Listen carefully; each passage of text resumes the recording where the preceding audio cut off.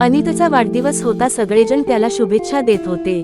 तो आज खूपच सुंदर दिसत होता. अनितची नजर मान त्या अनोळखीला शोधत होती. त्याला वाटतं होतं ती आपल्याला पाहत असेल पण आपल्याला दिसत नाही. अनित घरी असताना त्याला पुन्हा एक लिफाफा मिळाला. त्यात लिहिलेलं होतं, अनित तुला वाढदिवसाच्या खूप साऱ्या शुभेच्छा. त्याच्या मनात अनेक विचार येतात.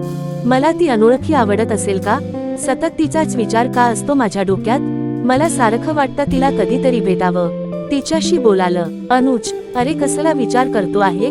अनित, अनित, हो यार, मला बोलायचं आहे त्या अनोळखी सोबत. मला पाहायचं आहे तिला. अनित त्या अनोळखीचा विचार करत असते आणि पुस्तक वाचायला घेते. त्यात तिला एक लिफाफा भेटतो. त्यात लिहिलेलं असतं, मला तुला भेटावंसं वाटते, पण मला भीती वाटते. मी तुला नाही आवडली तर?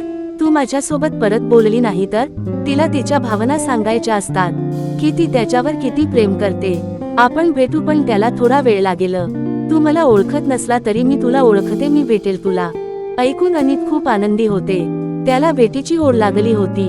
त्याच मन गोंधळून गेलं होतं. ती भेटल्यावर काय बोलावं, कसं बोलावं असा विचार तो करत होता. कॉलेजमधून अनित घरी जातो. त्याला परत एक लिफाफा त्याच्या पुस्तकात दिसतो.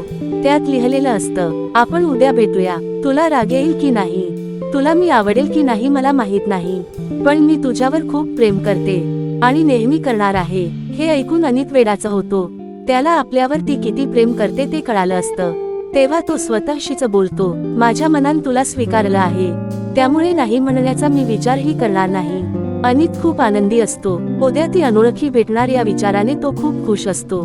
त्याच्या मनाला तिला भेटण्याची हुरहुर लागली असते. अनन्या खूप टेन्शन मध्ये होती. तिच्या मनात अनेक विचार येत होते. काय होईल, त्याला मी आवडली नाही तर? त्याने आपल्याशी कायम बोलणं सोडून दिलं तर? तिला काय करावं काय नाही सुचतच नव्हतं. सकाळीच उठून अनित कॉलेजला आज लवकर येतो. तेवढ्या त्याला अनन्या दिसते. अनन्या, अनीस, मला तुझ्याशी काहीतरी बोलायचं आहे. अनीस, बरं बोल ना. अनन्या, अनित, माझं तुझ्यावर खूप प्रेम आहे. अनित, अनन्या मला माफ कर. तू चांगली आहे पण मी तुझ्यावर प्रेम करत नाही. मी दुसऱ्या कुणाला तरी येथे भेटायला आलो आहे. ती माझी वाट पाहत असेल. असे बोलून तो तेथून निघून जातो. अनन्या, अनित ऐक ना. ऐकून तर घे. अनित काहीही ऐकायला तयार नसतो. अनित थांबला नाही, तेथून निघून गेला. त्या अनोळखीची वाट पाहत थांबला, पण त्याला माहीतच नव्हते की ती अनोळखी मुलगी दुसरी कुणी नसून अनन्या आहे. तो वाट पाहत तेथे थांबतो आणि नंतर लगेच घरी निघून येतो. अनन्या घरी येते तेव्हा तिचे वडील खूपच आजारी असतात आणि त्यांना अनन्याच्या लग्नाची काळजी लागलेली असते. त्यांनी तिच्यासाठी चांगला मुलगा शोधलेला असतो, त्यामुळे ते तिच्याकडून लग्नाचे वचन घेतात आणि ती नाईलाजाने वडील आजारी असल्यामुळे लग्नाला होकार देते. येथे मान अनितला कळालं होतं, ती अनोळखी दुसरी कुणी नसून अनन्या आहे. त्याचा चेहरा आनंदाने उजळला होता. हे समजल्यावर तो आतुरतेने तिची वाट पाहत होता, कारण त्याच्या पुस्तकात त्याला एक लिफाफा दिसला. त्यात लिहिलेलं होतं, अनीस, मी कधीच कुण्या मुलांकडे वर नजर करून पाहिले नाही, पण आज तुला पाहिले आणि तुझ्यात कधी हरवून गेले मला कळालंच नाही. तुझा साधा सरळ स्वभाव मला खूप आवडतो. ते वाचून हलकसं हसू अनितच्या चेहऱ्यावर आलं. मला वाटतं तू माझाच आहे. तू खूप सुंदर आहे आणि मी तुझ्या इतकी सुंदर नाही रे. तुला पाहिलं की माझं मन बेचैन होतं. वाटतं कदाचित ते हेच तर प्रेम नसेल ना. तो लिफाफा वाचून अनितचं मन भरून येतं. त्याला तिची खूप आठवण येते. ती नेहमी आपल्या आसपास असायची पण आपल्याला कधी कळालंच नाही. आपण तिला समजून घ्यायचा कधीच प्रयत्न केला नाही.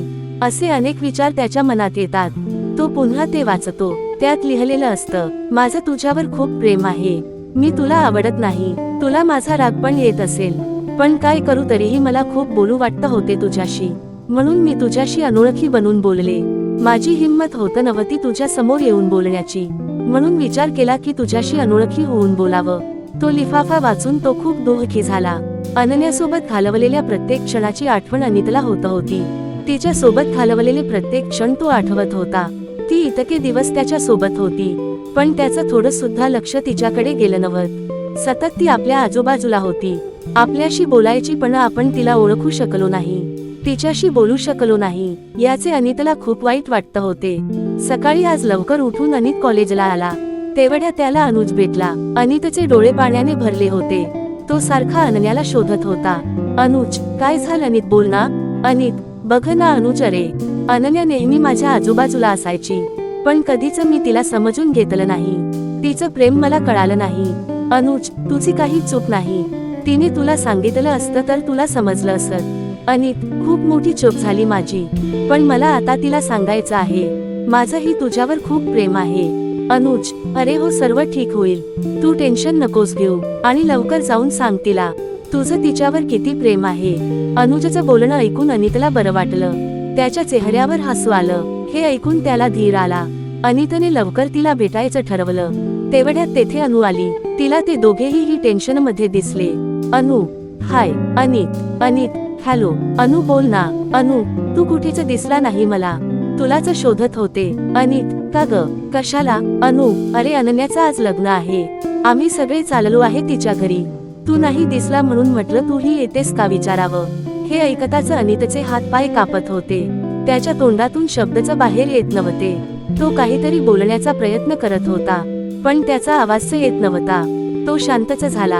अनन्याला आपल्या मनातल्या भावना व्यक्त पण करता आल्या नव्हत्या. ते तिचं प्रेम व्यक्त होण्याआधीच संपलं होतं. अनितचं आयुष्यच शांत झालं होतं, कारण अनन्या त्याच्या आयुष्यातून निघून गेली होती. तिचं लग्न झालं होतं. आता मान आठवणीशिवाय त्याच्याकडे काहीच उरलं नव्हतं. अनन्याने मान त्याच्यावर खूप प्रेम केलं होतं, पण अनितला तिचं प्रेम कळालंच नव्हतं. पण जेव्हा कळालं तेव्हा मान खूप उशीर झाला होता. तिच्या मनातल्या भावना व्यक्त व्हायच्या आधीच संपल्या होत्या.